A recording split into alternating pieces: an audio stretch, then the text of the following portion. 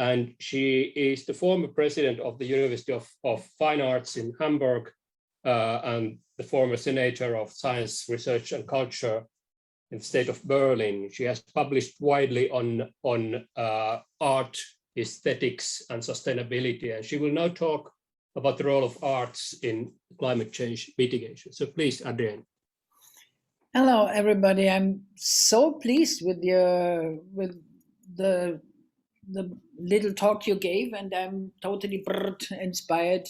And I have a question. I already start to say the question: who did it finance? Was it greatly financed? And is there a perspective? Because this is a bit the subject I'm talking about.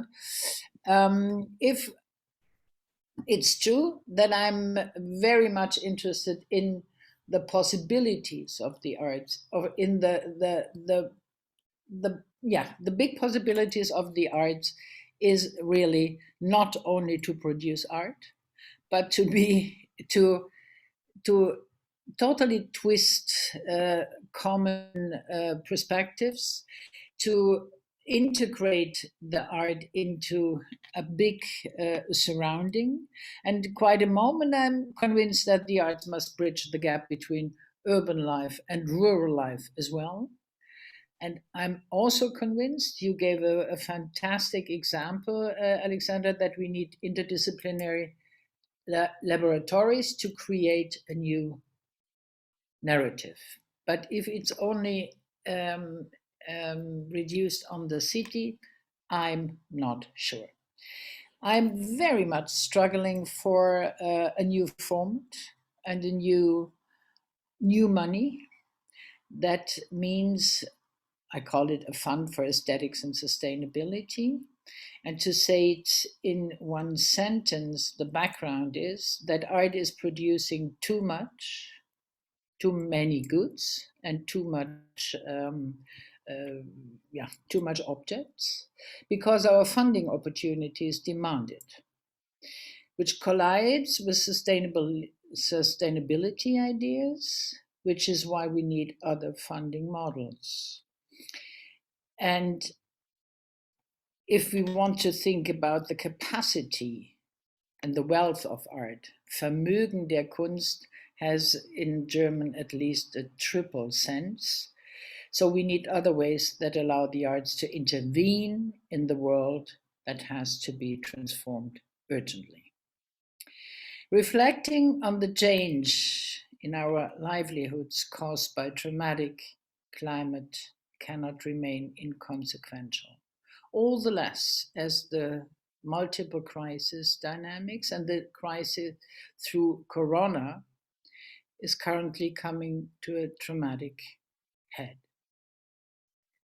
We no longer have time for a mere juxtaposition, I can never pronounce that, juxtaposition, rather than coexistence of knowledge and action. We no longer have time to merely ask the question of whether art incorporates the ecological crisis into its reality.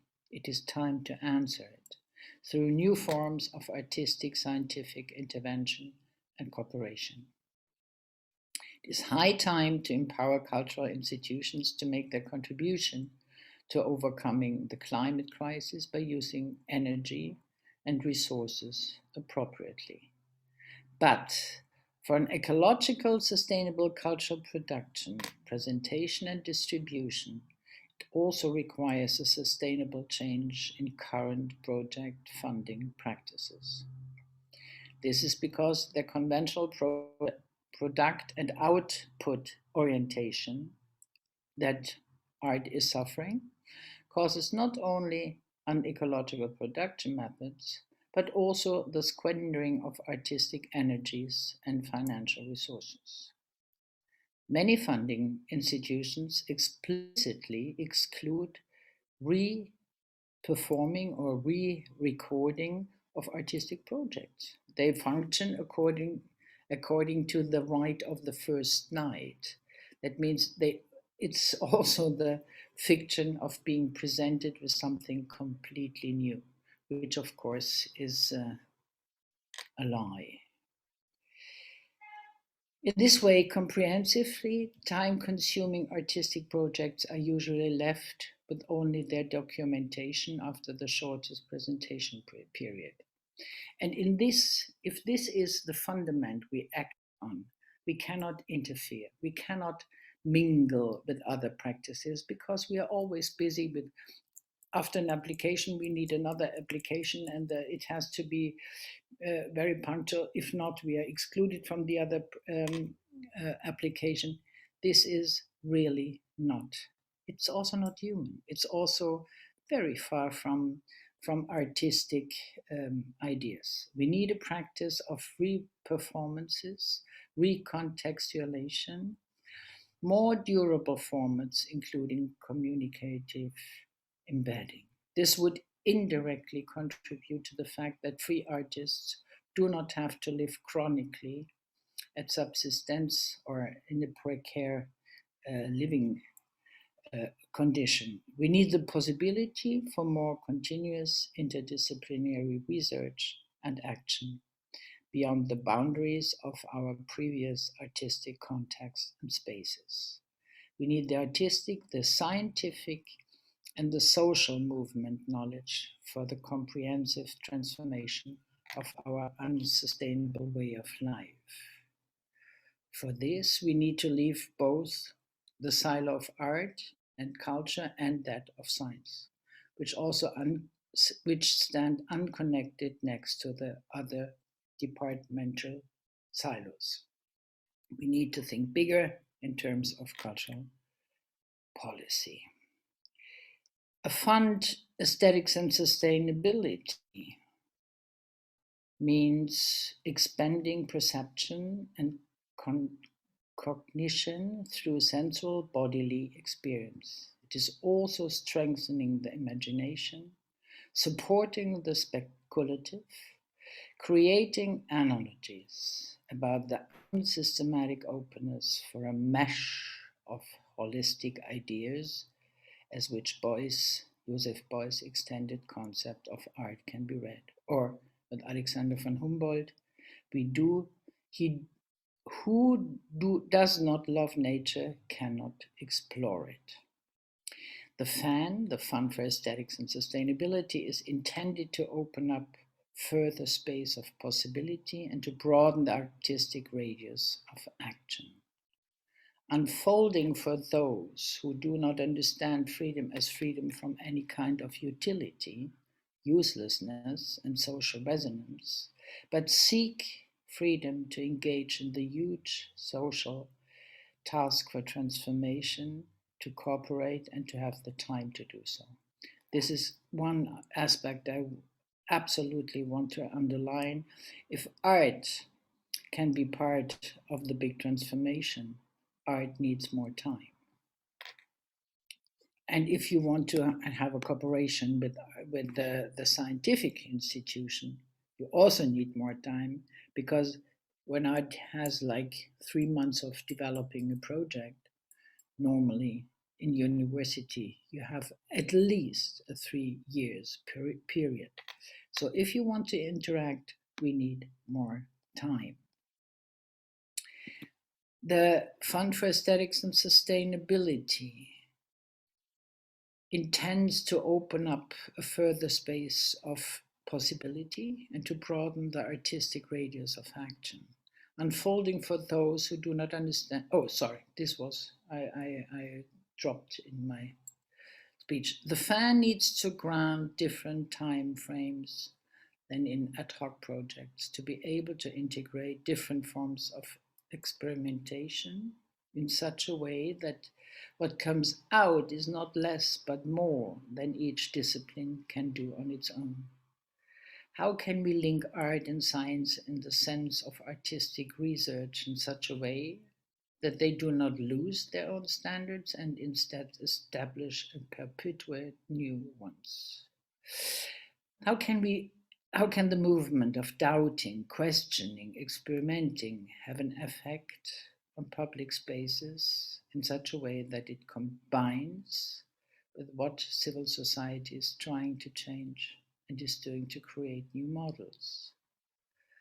In my opinion, the goal of such a fund is to overcome the mere promotion of segments and the corresponding pillarization of knowledge, to create a space of possibility for interaction between the movement knowledge and the sustainability initiatives and scientific and artistic approaches, and to allow time for collaborate project-based in multidisciplinary research.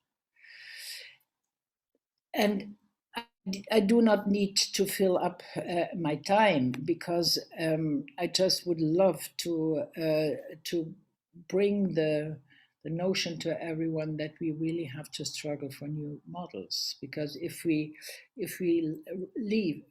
stay in our silos, we will not make any change in the cities, or also not on the countryside. And what I've experienced right now, because I'm in the middle of a project between a rural space and Berlin, that we find really it is so important and so obvious that we need bridges between these two realities. And I'm very optimistic, and that I think could be also one outcome of our session today, that in the moment the idea in the European community of the new European Bauhaus, that already understood that we need design, architecture, land, and city planning to help the transformation to come, but we have to integrate the arts in it. So we would have, I think, the perfect fundament of having another idea of cooperation and changing our life in a participatory way, because then we have the time and the means to do so. Thanks.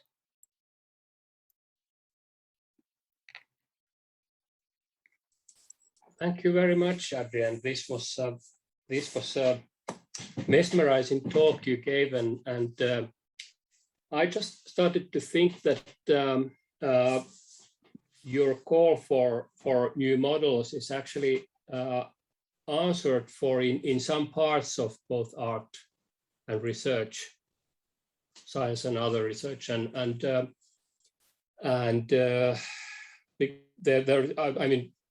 artistic research is an established and recognized practice, and arts-based research is emerging in the field of humanities and social science, autoethnography, and other forms of inquiry. And I just wonder if your call is actually for the other areas that are not touched by it, because there are sort of there are zones in both sides which are sort of unaffected by this sort of interdisciplinarity. So unfortunately, I don't agree with you, because I would be happy if you say that artistic research is established, is financed, has the time to really to interfere with a lot of different fields, at least not in our country. I'm sorry. I mean, artists, if you open up all the ways you can apply for, you have normally not more than 3 months to do an artistic research project. And what can you develop in 3 months? It's really ridiculous. It's not enough. So is it not possible to do a degree in artistic research in arts universities? Yes, you can do a degree, but if you do it in you can do a degree in the art schools, but it is not, of course, it is then not paid. I'm talking now about the reality. The financing. Yeah. Okay. So yeah. The problem is that the research financing does not recognize artistic research. Exactly. Okay. That is. I mean, it might vary from country to country. It's I mean, we have it, but marginally. It's not sort of a big field, but it's possible to get financing for artistic projects. There are sort of artistic interdisciplinary projects that have been financed. So there is one direction one to go is to compare the sort of internationally the models that there are for research financing of the area. If we have an European idea of how we want to move forward, then I think we need to have a look on that. Yes. Mm-hmm. Okay. Were there other questions from the participants? I don't see any hands or. But from Andrea, she wants us to write our question somewhere. In the chat, I think. I can answer Adrienne's question, which was addressed to me, and maybe also we can pick up on that a bit about financing, of the 25 lines lab. It was actually financed, but it was financed like, in a sum like, I don't know, 500 euro, for example, like that. It's like, really tiny sums. They are bigger in Russia when you like recount it into rubles, but again, they are tiny, and they are going mostly to the financing of the materials. The materials for creating the artifacts, and for tiny honorariums for the curators. Actually, unfortunately, these kinds of practices, projects are still more based on a motivation to give a new word, to create a new format to express oneself. As for curators, the same goes for the participants. And of course, this process of this 2.5 months, which was quite engaging in terms of time. For example, I've never had so many readings, collective readings, in a short time, but so many. It was really energy consuming, but at the same time it was giving a lot in terms of the collective energy and motivation, and this good emotions when you socialize with really interesting people, mostly of them in their early careers, and they are really looking for new things. And maybe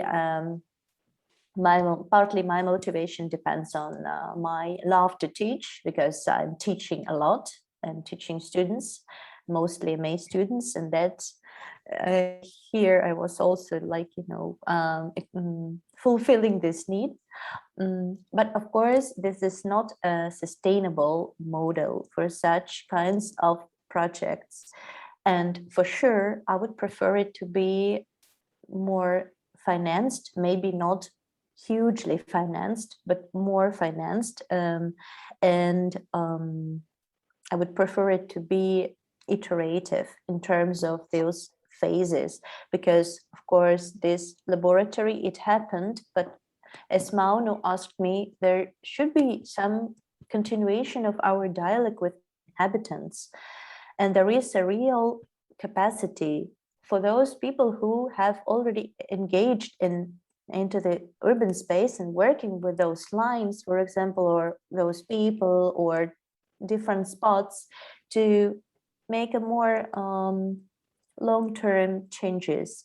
For example, there was one of the projects, or let's say artifacts, which was about a sketch for the design for the mural. And of course, we would like to have this mural happened, but well, it was a sketch or a game or something more. And these things, they should be long-term, or they should have continuation. They should have more phases afterwards, after this first introductory part.